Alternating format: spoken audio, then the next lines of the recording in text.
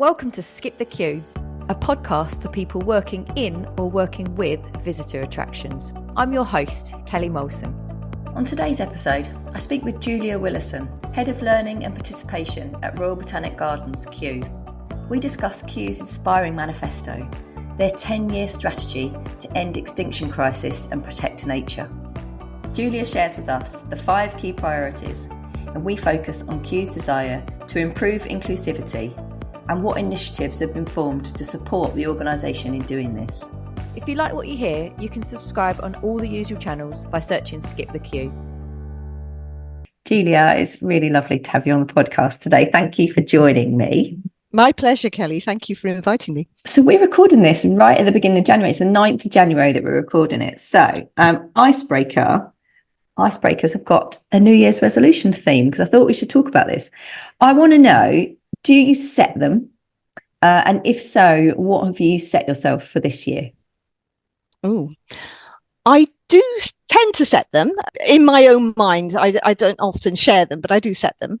And this year I've set the resolution that I want to start learning to play the piano, and I've actually had my first lesson. So yeah, so I'm really pleased with that. I love this. So we just had a little chat about this off air because that was one of the other icebreaker questions I was going to ask you is what's the one thing that you've always wanted to learn? Yeah. And then we had this conversation and you're doing it already. And I was like, oh, this is great. Yeah. So you've had your first lesson and how did it go? Well, I found myself apologising to the teacher profusely because of my lack of ability to play the piano, but it went really well. And he was absolutely delightful, very supportive, and I learned quite a lot in the first lesson. So I'm looking forward to the second lesson now. I've got a lot. Start playing and practicing every day, which I'm enjoying doing. That's the thing about learning something new is that you've got to make it a habit, haven't you? So you need to kind of, this is the thing that I did about the gym. It's like I had to diarise it. So I had to make sure that it was like in red in my diary, immovable at the same time on those days that I could go so that you could do it. Are you going to do that with your lessons and your training? Well, the lessons obviously will have to be in my calendar, but I have almost crossed the threshold where I made a decision to play the piano. I've got a long-term goal that in maybe 10 years' time I'll be able to play in a group or something like this. So I'm really committed to wanting to learn. So we'll see. You have to revisit this space maybe in 5 years' time, see if I'm still doing it. Right, I'm popping you on the list for 5 years to make sure that I check in with you that you've achieved your goals. Okay, what is the worst thing that you've ever eaten or drunk? Well, eaten for me is mussels because I'm allergic to them. Oh wow! So that wasn't a very. I only learned that through obviously eating mussels, and even just a small piece just made me incredibly sick. Drinking avocado. How do you say it? Avocado. Yeah. Is that what goes into snowballs? Yes, I can't think of anything worse actually. Oh, I love a snowball. I had one over Christmas. You can have mine. I'll have your mussels and your avocado. Oh, what a mixture! That's probably not at the same time either. No. I was a friend's. My friends did a Christmas party and we had a snowball and it was just like, wow, this is so retro. I can remember my grandparents drinking these when I was a child. I will remember if you ever come to my house for a Christmas party that you are not to have the snowballs. I'll bring my own, Kelly. Okay. Right. What's your unpopular opinion, Julia? Oh, but one I do feel, I suppose, strongly about is that, and I arrived at this opinion after talking to my children after I had done this, and it says I don't think that people should post pictures of their children and friends on social media without their consent. Yes. Yeah, this is an interesting one, isn't it? Okay. And actually, at what point do you ask their consent? Because I post pictures of my daughter. She might not be comfortable with me she might not be happy with me, her face being over my Twitter account or my Instagram account. So yeah, I guess at some point we'll have that conversation. If she says no, that's it, no more pictures go up. Oh, sad. And the thing is, you can't take down the ones that you've already put up, can you? No. Well, I guess, I guess you can go back and delete them from an Instagram account or delete them from your Twitter account. So you could go back and delete, but then they're out there. So that doesn't mean that they're not elsewhere in the ether. So yeah. Okay. Interesting, eh? It is interesting, yeah, but I think you're right. I think absolutely for other people. I mean, I've definitely had this conversation with a friend of mine about, we've been out together with our children, and we've both taken pictures, and she's actually asked my permission if she can post the pictures on her social media, but her platforms are quite secure. Her Instagram is a private Instagram account, for example, so she's happy to post pictures of her daughter on that, but she's not happy for other people to post those pictures if they're not private accounts. So yeah, it's a huge debate, isn't it? Well, it'd be interesting to see what people think. How do you feel about this? People on Twitter, which is where we do a lot of our talking about this podcast, how do you feel about posting pictures of your children or your friends and your family on social media without having had their consent? Let us know. Could start a little Twitter debate there. I'd be interested to read it. Right, Julia, tell us about your role at Kew and what a typical day looks like for you. So I'm head of learning and participation at Kew Gardens. And what I'm responsible for is providing leadership in this particular area at Kew, and wanting to position Kew as a centre for excellence in plant and fungal science education. And under my remit comes formal learning. That's all the schools programmes and teacher training. So we've got about 90,000 school pupils that come on site each year, and we engage with about 200,000 online. We have a youth programme which is growing. There's a lot of demand there for young people to get involved in environmentally as well. Families and early years, we run programmes for up to for families, but up to 7-year-olds, specific sessions. We run community engagement, and that includes community horticulture. I'm responsible for the access programs across the site as well. That's for people who may have sensory needs or different access needs. Outreach learning as well. We have a national outreach learning program. And then slight anomaly is that the volunteers also sit with me. So we've got 800 volunteers across Kew Gardens and Wakehurst, and the central function of that sits with my remit. So looking at some of the strategies around what we're doing with volunteers and diversifying our volunteers, etc. So that's my remit. So quite a bit. Quite a bit. Yeah. No, it's fantastic. I'm very lucky. And there's no one typical day. So, but you can imagine, well, I get going with a cup of coffee every day. And sometimes I'll spend one day a week working from home, but the rest of the time I like to be on site. Kew's got to be one of the most beautiful locations to work. I am so lucky. I know that. And I've probably got the best office in Kew. If you come and visit, Kelly, you'll see that the office I have looks out over the Palm House of Kew, which is the most iconic glass house. It was a glass house that was built between 1844 and 48, and it houses the tropical plants. So it is just the most amazing place to work. But back to my actual day and what I do. I attend a lot of meetings, as you can imagine, with my teams and staff across the organisation, about operations sometimes, and strategy, and new and exciting projects that we're looking at what we can do. I sit on cross-organisational steering groups and committees that focus on public programmes. We have a strong focus on equality, diversity and inclusion across the organisation, and safeguarding.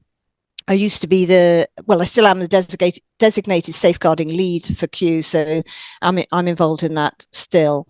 And I also lead the steering group for Kew on the outreach strategy and the schools learning strategy.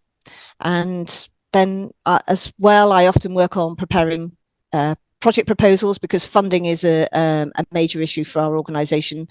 And so funding and reporting, and then talking to potential donors. So that's my sort of typical day, really. Yes, I feel quite privileged that I get to speak to so many incredible women that have these hugely varied roles and do so much in a day. Very capable people that I get to speak to. It's quite humbling. We're going to talk. We're going to talk quite a lot today about a manifesto that Kew implemented. I'm just going to take you back. So I think it was in March 2021.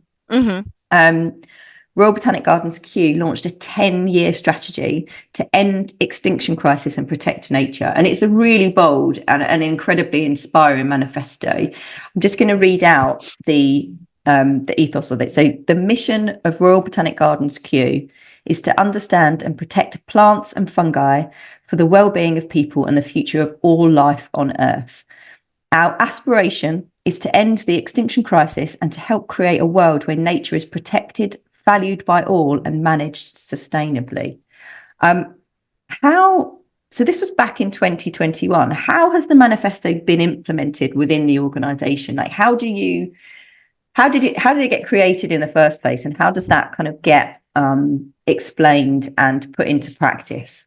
Good question. So we started in the pandemic looking at the need to build a new strategy because our older strategy was coming to the end, and over the years has been a building of staff in Kew talking about wanting to see more urgency in the work that we do, or to describe it in a more urgent terms, what we're trying to do at Kew.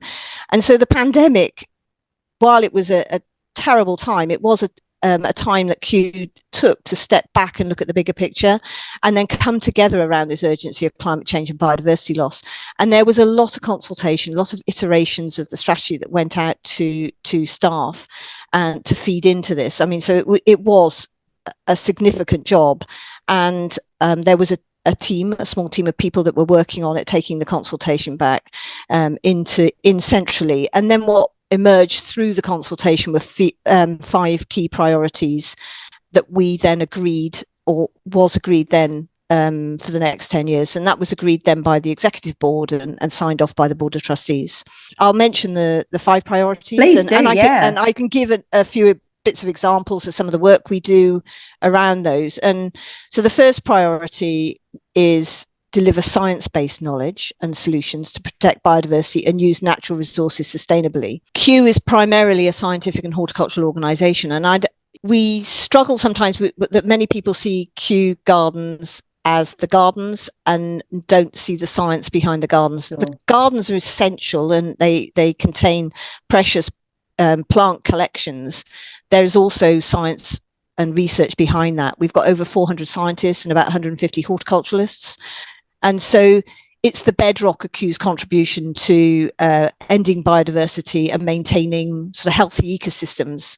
So there are lots of examples that I could give. You know, we have, people probably don't know this, we have a resource centre in Madagascar, a scientific resource centre, and scientists are working with the rural Malagasy people on food security, and particularly on conserving yams that are native to Madagascar. We work in over 120 countries, working with partners in Ethiopia to reduce biodiversity loss. The Ethiopian economy depends very much on coffee, and something like 25% of the population rely directly or indirectly on coffee for their livelihood. And so Kew is working with partners to maintain traditional forest-based areas where coffee grows natively, and that is proving vital for sustainability and all, you know, for livelihoods and also for biodiversity. Closer to home, we have scientists here at Kew working on the chemistry of nectar and pollen, because many bee species in the UK, there are around 240 different species of bees in the UK. So honeybees are just one species. You know, there's lots of different bumblebees, lots of different native bee species, and they're under threat because of climate change from disease and parasites. So what scientists here are identifying plants that have compounds that in the nectar and pollen that could help bees themselves manage their own diseases more sustainably. So that's an important area of research. Kew's also as part of the manifesto, we're digitising our collections. We've got about a quarter of the way through digitising 8.25 million preserved plant and fungal specimens. So it's an enormous task, and 200,000 botanical illustrations. What else are we doing? We have a sister site. I don't know if you know this, Kelly. We have a sister site at Wakehurst. It's our Royal Botanic Garden in West Sussex. Mm-hmm. And it's a site of excellence, really, in conservation and science. It's home to the Millennium Seed Bank, where we've banked something like 2.4 billion, sorry, not million, billion seeds from more than 40,000 plant species. Wow. And so there's a project being run at Wakehurst called Nature Unlocked, and that's using the landscape of Wakehurst, which is about 2 kilometres squared, as a living laboratory. And the idea is to collect high quality scientific evidence of the value of biodiversity in the soil as well as in the landscape, this evidence to inform land management policies and practices, so that can then decision makers can then use this evidence to make informed decisions about what they do around the land. That's just one point. Sorry. So I'll be quicker. I'll be quicker with the others. Please feel free to share. Don't hold back. But that it's quite mind blowing, isn't it? How these are just very. Yeah, this is just a very small snapshot. I mean, I could have taken any one of hundreds of examples of what scientists here at Kew are doing. The second priority is inspire people to protect the natural world. And that really is threaded through all our public engagement work. And that's going from our festivals, our exhibitions, all the interpretive panels we do, the website, our social media, all the learning and participation programs we do. So we use this as a lens to look through and to make sure that the work we're doing is or checking ourselves that we are inspiring people to protect the natural world. I mentioned earlier we have a national outreach program and this program is inspiring communities to take action for biodiversity, specifically through transforming their local spaces with UK native plants. So community groups we know will grow other plants, but we also encourage them to focus also on UK native plants as well. Another plan in the manifesto is to create a carbon garden, and that's to communicate stories around how carbon's captured in plants and soil and how we use this to mitigate climate change, for example, through planting trees, and also looking at different carbon-related services such as biofuels. And we have the plans for the garden. It's in planning permission. It's gone through for planning permission at the moment, and we're waiting to hear. And as soon as we hear, it'll probably take us about a year or so to build the garden, but we'll use it then very much for learning and communicating about the importance of carbon, so people know. So that's priority 2. Priority 3 is train the next generation of experts, and that new scientists and horticulture is critical to the future of life on Earth. And so Kew has accelerated its work in this, and we offer 3-month PhD placements for anybody across the UK who's doing a PhD. Part of their PhD often includes a placement, so we offer those placements at Kew, and we're very keen to attract PhD students. We also are working in partnership with a couple of universities, Queen Mary University of London and the Royal Holloway University of London, to run in partnership master's courses, MSc courses. And we've got 3 courses that we run, MSc in Biodiversity and Conservation, an MSc in Plant and Fungal Taxonomy, Diversity and Conservation, and then the newest MSc is on Global Health, Food Security, Sustainability and Biodiversity. I can imagine that the world that we're in now, there's actually a lot more demand for those courses as well. I think that you would, I imagine that they're oversubscribed multiple times. Yes, and they're open to international students, so we get quite a lot of international students coming, so that's really good. We had 60 students starting this year on the courses, but on a master's course, taking 20 students. I mean, it's quite an intense course. So, and I know that Kew has that, there's always, like you say, there's a demand for to study further in this area, and so there are, still developing the possibility of new courses with universities. That's good. Yeah. But one of the things for my remit is that I'm very keen about is that there's a pathway, and that Kew considers its pathway from very early years, attracting kids to become very interested in nature, and then going through and providing school programs that then encourage children to then take science as a possible career choice, or be informed about science. And which is one of the reasons why we launched the Endeavour online program, to make our resources that focus on, their educational resources that focus on Kew science and horticulture, but make them available to schools across the UK. That's phenomenal. And that's a lot of the things that we're going to talk about today. What point are we at? We've done point 3. Okay, so extend our reach. Extend reach, that's right. Yes. Point 4. So that's about Kew being a go-to place for anyone and everyone to explore, the importance of plants and fungi and how they add value to our lives. And we're working hard to expand our digital resources to make sure that we can engage with as many people as possible. But we also recognise that there are large numbers of the population that would love to visit Kew, or have never heard about us, or don't see Kew as a place for them. So we've set down a target to increase tenfold the number of visitors from underrepresented communities to the gardens. And one of the ways that we've done this straight away is to introduce a £1 ticket for people who are on universal credit or pension credit, and that's to remove the economic barrier to visiting. To date, around 60,000 people have taken advantage of the initiative in 18 months. However, we have a very ambitious director, and he feels that we should be able to dial this up to about 100,000 per year. So that requires us then to go out specifically targeting people who are on universal credit and pension credit, and say, look, we want you to come to Kew. So but on top of this, we also run a range of programs specifically for people who face barriers to Kew. And that's not only economic, that could be social barriers, psychological or physical barriers.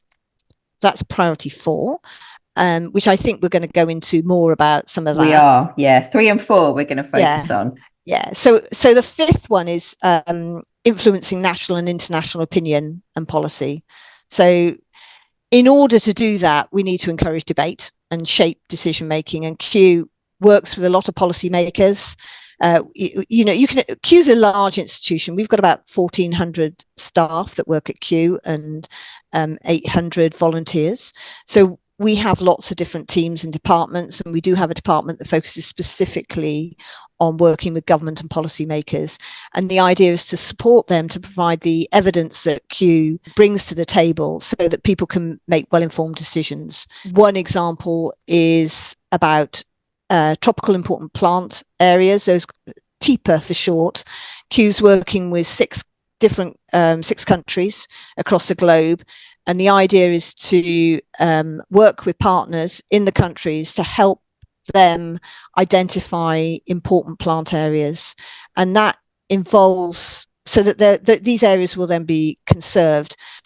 That involves an enormous amount of negotiation, discussion. And to date, there's 3 TIPAs that have already been established. So that's really important for conservation of those areas. And of course, we work closely with DEFRA, that's our sponsoring department in the UK government. And they've recently asked Kew to take the leading role as a strategic science lead for a new institution, I suppose, that has been set up. It's not a physical institution. It's a consortium, and it's been called the Global Centre on Biodiversity for Climate. So what Kew will do is write the research strategy that will define the key themes for funding calls that will be given money, and then the projects that will then provide the evidence to feed into policies that will then help make decisions about the impact of biodiversity on climate and people's livelihoods. So that's a really significant thing that Kew's done. This is such an eye-opener for myself, having been a visitor to Kew, appreciated the beautiful gardens and the plants that you have there, but actually really having no idea about all of the things that happen in the background. So, this is just like you say, the attraction is just one very, very small part of this huge organization. There's so much that you do. It is, I hope this is eye-opening for people that are listening to this as well, because there's a lot going on here. The points from the manifesto, the key priorities of the manifesto are, I mean, each one of them you could take and break down into a different podcast episode. What we're going to talk about is points 3 and 4. We're going to focus on those today. So point 3 was to train the next generation of experts, and point 4 was to extend our reach. We're going to focus on them because there's a huge desire at Kew to improve inclusivity. And so we're going to kind of break down what is happening within those points to actually help support do that. So you said that one of the key changes that Kew is committed to achieving by 2030, I think this is to increase tenfold the number of visitors from the presently underrepresented communities to the gardens. And obviously the gardens facilitate the start of that learning journey, right? That it's exposing people to, I guess a world that they might not be familiar with, and, plants that they definitely won't be familiar with, or even just certain job roles that they might not have thought was for them. How do you begin to change the kind of views and attitudes from the general public who don't think that Kew is for them, a place for them in the first place? Well, yeah, I mean, that's our aim is to break down that perception.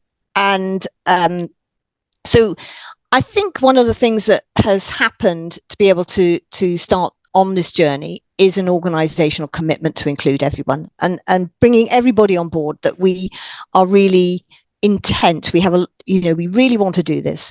So that's involved training our visitor facing staff and our volunteers so that they provide a warm welcome to anyone, regardless of their background. We've trained our staff in accessibility and safeguarding, and then diversity and inclusion. And this year we will roll out more diversity and inclusion training to staff across all areas of the organization. So it's really, so when people come here, it's making sure that they feel safe and they feel represented in the gardens.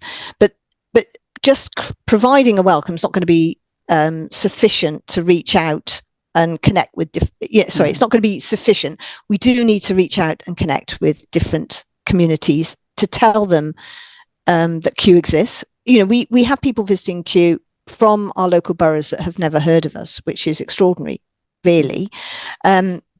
So we really try and encourage them to visit. So we have teams of staff who in different teams will visit the different groups, and they'll run workshops with the groups at their venues so that groups can find out about Kew before they visit. They realise that the people that come to visit them are really quite friendly and really excited about them coming to Kew.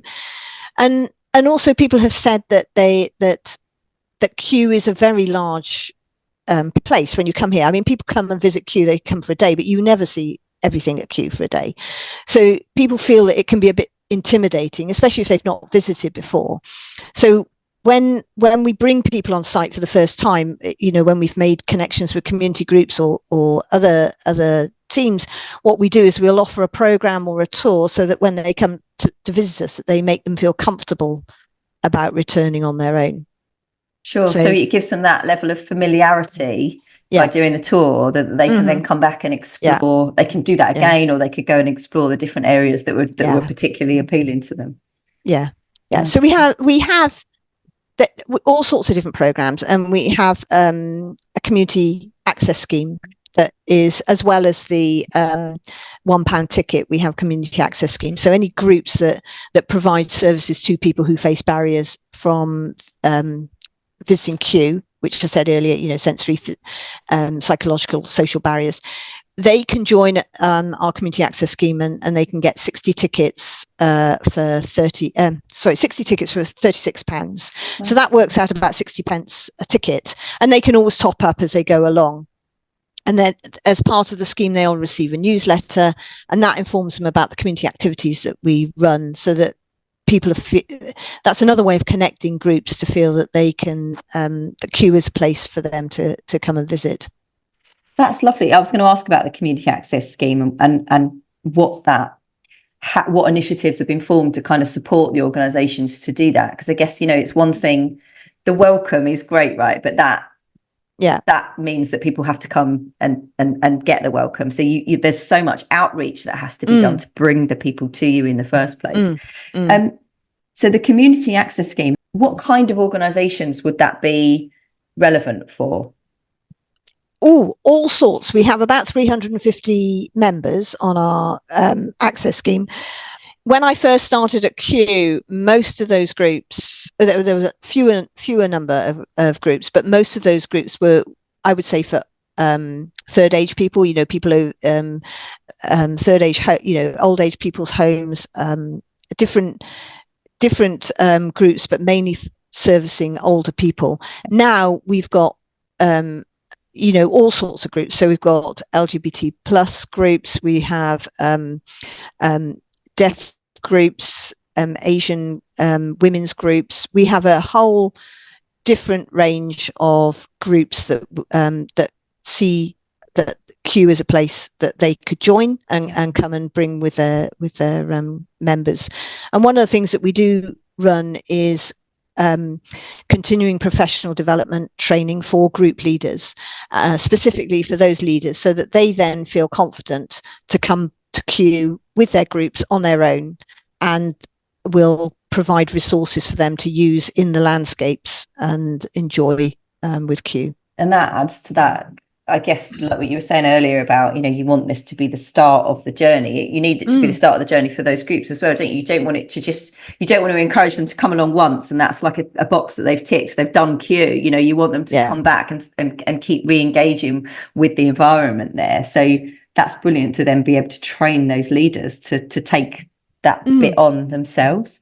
We start, as I say, a few years ago, we started a community open week, which is a free week for community groups, any community groups across London. In fact, they come from some groups come from further afield, but we put on a range of workshops and tours during that week for groups to come and just experience Kew. And the idea is, if we can, is to try and encourage them to sign up to the access scheme and continue, as you say, the journey and come back and find out more. And what about, I guess that's the community access scheme, and obviously you've got kind of partnerships ongoing with kind of local community. What about national community groups? So how do you kind of expand your remit into the wider audience of people that aren't located near Kew? Yeah, that's a good question, because that costs money, doesn't it, for them to come to Kew? So we have had people come from Birmingham, and people can join. We've initially contained it within the M25, so a lot of people coming within the M25, but we've just removed that barrier now. It didn't need to be there, and we have seen some groups coming from outside. We don't have bursaries to be able to provide, sadly, to groups to come to Kew. They are, of course, very welcome.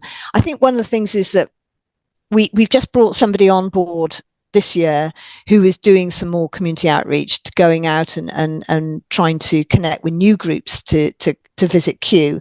And part of that will involve producing some marketing materials that can then travel further than just our confines. So we'll see. We may then receive other groups in from much further afield, which would be great.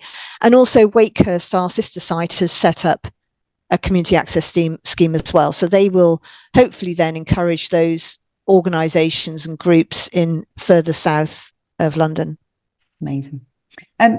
How is Kew helping to remove barriers and improve access to nature for children and families, both kind of on-site and off-site? We've been running an early years programme since about 2018. Before that, we had a family programme. And we've made connections with children's centres in our local boroughs, and every borough, every county in the UK will have a children's centre, or multiple children's centres. And the aim of the children's centres is to try and help those families that may slip through the net to be able to ensure that they don't. And so what we have done is we have a recent project which is to work with children's centres in London, and we're working in 5 boroughs with about 10 children's centres, and the team is going to the children's centres running nature-based play sessions in the children's centres, and then over the summer we invite the families to come to Kew. We give them funding to do that. We give them travel. We refund their travel. We run activities on site, and then later in the year we've been running training sessions specifically for the children's centre leaders, so that they can then take this work forward when Kew has to step back from going to the children's centres. And we've got this project running for about 3 or 4 years now, which is great. And but on top of this, we also run on-site sessions for early years, and half of them are paid for sessions for those families that can afford to pay for earlier sessions. And then the money that we use from that, we then subsidise those families from children's centres, community groups that can't afford to pay. So we try and get a balance, because we don't have ourselves have an endless pot of money, and we're constantly looking for funding to try and support this work. It's really hard, isn't it, to get that balance right? There is a commercial aspect here, right? You have to make money to be able to do all of these incredible projects and initiatives that you have. But you also need the funding to be able to support the incredible initiatives that you're running to be able to allow everybody access to it. So it's like a vicious circle. What about schools outreach? How are you kind of broadening your reach to engage all schools, and how does that become more inclusive against the manifesto? So we've been very intent on saying that we want to extend our reach to embrace all schools, sort of all schools in different areas, but also at the moment we have about 60-70, well, it's now changed to 60% of pupils that come on site are from primary schools. We want to increase the number of secondary school pupils that we engage with.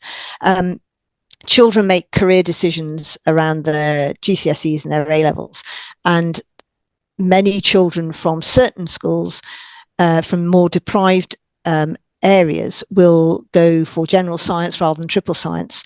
And all the research shows that if children choose triple science, they're more likely to do science at A levels. So looking to try and influence those children in their career choices is important for us, and that means that we want to increase the number of secondary schools that we engage with.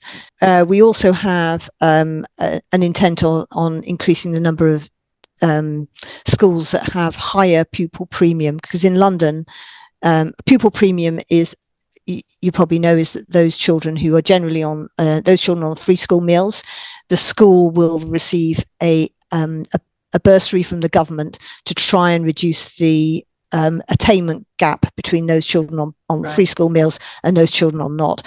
So we have had bursaries. We don't have any at the moment, but we have had bursaries then to attract specifically those schools on much higher pupil premium. And we've shifted the dial on this, and we have higher numbers of schools coming from higher pupil premium areas, and those schools with higher pupil premium students, and those pupils or those schools then we're trying to influence and think about science as a possible aspect that they can consider further in their careers. So something I was going to mention as well is that in planning permission at the moment, we're looking at building a new learning centre at Kew, which would be really exciting. And we're going through ecology reports at the moment before we can get the planning permission through. But part of the learning centre will include 4 science laboratories. And so pupils can come on site to Kew, will be able to come on site to Kew and do science experiments in the heart of a scientific organisation. And all pupils doing GCSE and A levels have to do practical science experiments. We know that we know from all the research that teachers don't necessarily feel confident in teaching about plants. So this is something that Kew really can uniquely offer schools to come to Kew and bring their pupils and get hands-on with plant and fungal science experiments. Goodness. That would be incredible. Yes, and also it will provide us with the facilities to be able to do CPD online as well. So that's something that we're really keen to do. That's a really interesting side of this, is because you know, I know that one of your goals is to engage with all schools. Now, all schools aren't local to Kew. My school definitely wasn't local to Kew. So, you know, how do you do that? How do you make that jump from engaging with local schools that can actually, you know, access the site? What do you do? You know, what can you do digitally that can engage with more schools and more people, regardless of location? And one of the reasons that we are committed to engaging with all schools is because Kew is a national institution, and we are funded partly, about 28% of our funding comes from the government. So it's paid for by taxes by people all over the country. So our commitment is to make our resources as available as widely as possible. So we have an online program called Endeavour, and that's a bank of resources specifically for teachers on all sorts of different, it's strongly linked to the national curriculum, but all sorts of different activities that teachers can use then to teach about plant science and fungi. It straddles the national curriculum not only in science, but, you know, for the primary ages, it will also look at history, it will look at geography, etc., so that we can try and make our resources as relevant as possible to teachers. Yeah, that is a phenomenal resource that, you know, maybe more teachers need to hear about that. I think I would have been really excited. I did do science at school, I can remember. I think I'd have been really excited about doing something that was connected to Kew Gardens. Like there's quite a big buzz about that. Do you know what I mean? I don't know why. Like, just there's a connection to that organisation that I think would have been really exciting to know that you were working on something that had been created by Kew. Oh, that's nice to hear that. We have a youth programme which, you know, I'm very proud of. I think that the youth team is phenomenal, as are all the teams. But we run a youth explainer program, and that's on site. And young people come for a training program for every Saturday for 6 months, and they go behind the scenes. They meet the horticulturist scientists, and they learn communication skills. And what they do is we bring a game designer on site, and they learn how to design their own game to play with the public about endangered plants or habitats. And the young people have to work together in groups, and they produce this game. And then 6 months after, you know, once they've finished their training, they then become explainers in the glass houses. And the public, actually, they love interacting with the young people, and they bring a real buzz about it. So that's been a very successful program. And on the back of this, we've developed a Young Environmental Leader Award. And the idea is that young people will develop their project, and they will evidence different dimensions of leadership through their project. So they'll keep a portfolio, and they have to evidence how they've developed their leadership skills during this journey. And then we award them with a Young Environmental Leader Award. And that's something that we do in-house, but then the possibility is then to scale that to make that available to young people outside Kew as well. That would be incredible, wouldn't it? That would be a really special thing to be involved in. Okay, so we said earlier, we're recording this, it's January 2024. Wow. Yes. How is Kew delivering against the manifesto after its first full 2 years? Well, Kew is nothing if not ambitious. And there is a real strong commitment to ending the extinction crisis. I mean, we can't do this alone, and we have to do it in partnership. But I would say that we're firmly on the way to achieving many of the deliverables in the manifesto. And there's a real, you know, people have really bought into, the staff have really bought into the manifesto, and you see that through, we run a staff survey every year and ask for feedback about whether, what people think about the manifesto, how they feel, do they feel their work is contributing to delivering it, and we get very high scores on that. Consistently, we have since the manifesto was published. One of the deliverables in there is to revision the palm house, the one that I sit opposite in my office, and we want that to become net zero and engage new generations with science and conservation work, and make our data available to everyone. So we are moving towards that, and we're looking at, we've got some seed funding to be able to do this. So that I'd say that the bricks are in place, and the foundations have been laid, and much of the work requires external funding and partnerships. But we have a vision, and I think people and organisations recognise what Kew's work is as vital, and I don't think that's overstating it. But that helps to open doors for support. So I think we're moving forwards, and I think there's a very positive feel about the work that we're doing. We're very fortunate. Yeah, it sounds very positive, and there's like we said earlier, there's so much to cover in this, Julia, and thank you for coming on and just talking about a very small element of all of the incredible things that are actually happening at Kew. So we always end our podcast by asking our guests to recommend a book that you love, something that you love personally, or something that's helped shape your career in some way. What have you chosen for us today? Well, I chose a book that is a phenomenal book, and by a woman who is phenomenal, and it is related to my work, but I chose the book because I think it is so inspirational. It's a book called Finding the Mother Tree, Discovering the Wisdom of the Forest by Suzanne Simard, and we awarded her the 16th Kew International Medal for her work and her devotion to championing biodiversity in forests. She's worked in British Columbia all her life, in Canada, and she's pioneered. She was the pioneer of the theory that plants communicate with each other through a huge subterranean fungal network.